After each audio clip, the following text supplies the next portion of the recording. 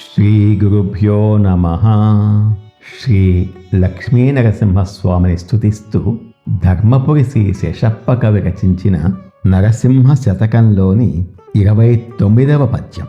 నరసింహ నా తండ్రి నన్నేలు నన్నేలు, కామితార్థములిచ్చి కావు కావు, దైత్య సంహార చాల దయయుంచు దయయుంచు, దీన పోషక నీవే దిక్కు దిక్కు, రత్నభూషిత వక్ష రక్షించు రక్షించు, భువన రక్షక నన్ను బ్రోవు బ్రోవు, మారకోటి స్వరూప మన్నించు మన్నించు, పద్మలోచన చేయి పట్టు పట్టు, సుర వినుత నేను నీ చాటు చొచ్చినాను, నా మొరాలించి కడతేర్చు నాగశయనా, సుర వినుత నేను నీ చాటు చొచ్చినాను, నా మొరాలించి కడతేర్చు నాగశయనా,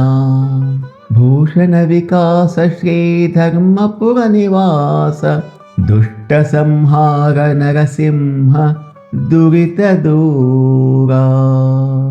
ఓ నరసింహస్వామి, నా తండ్రి, నన్ను ఏలుకో, దయచేసి నన్ను ఏలుకోవయ్యా. నా కోరికలను తీర్చి నన్ను కాపాడు. రాక్షసులను సంహరించినవాడా, నా మీద దయ ఉంచు.